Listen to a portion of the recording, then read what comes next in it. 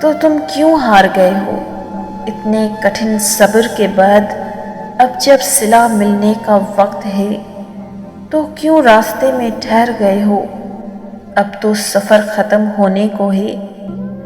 اب تم منزل کی نہیں بلکہ منزلیں تمہاری منتظر ہیں۔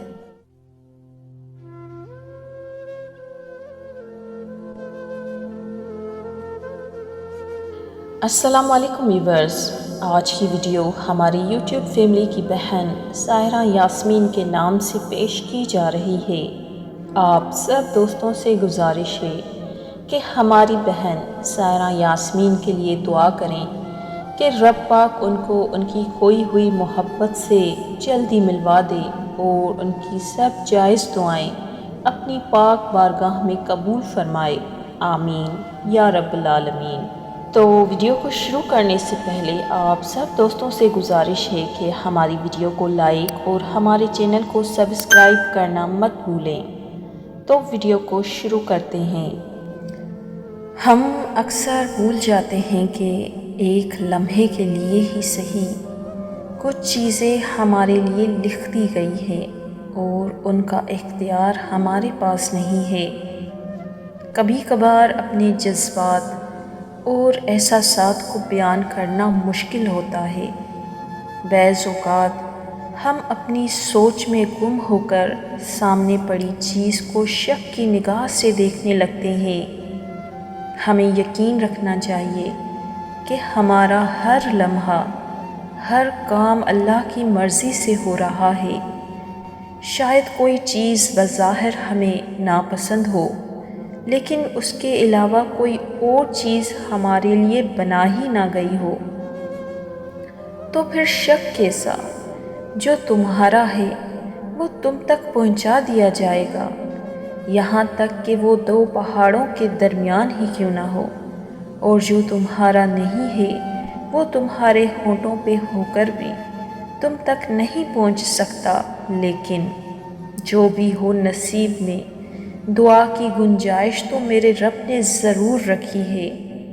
ابن خطاب رضی اللہ تعالیٰ عنہ فرماتے ہیں کہ میں اس بارے میں پریشان نہیں ہوتا کہ میری دعا کا جواب آئے گا یا نہیں، بلکہ میں اسی لیے ضرور پریشان ہوتا ہوں کہ مجھے دعا کی توفیق ملے گی یا نہیں، کیونکہ جب دعا کی توفیق مل جائے تو جواب ضرور آتا ہے۔ دعا پورے اعتماد سے مانگنی چاہیے۔ مانگیں اس رب سے، وہ عطا کرے گا۔ یقین رکھیں کہ آپ کی دعا کا جواب ضرور آئے گا اور آپ کی خواہش ضرور پوری ہوگی۔ آپ نے ایک بادشاہ سے مانگا ہے، وہ جس کے لیے کچھ ناممکن نہیں۔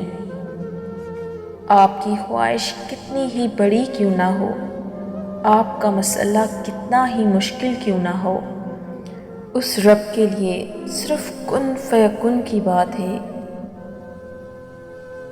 اللہ تو قریب ہی ہوتا ہے، دور تو ہم چلے جاتے ہیں، اس سے مایوس ہو کر مانگنا چھوڑ دیتے ہیں۔ حالانکہ اللہ تعالیٰ تو ہماری پہلی دعا کے بعد اسباب بنانا شروع کر دیتا ہے، کیونکہ وہ ہمارا مالک ہے، ہر شے پر قدرت رکھنے والا ہے۔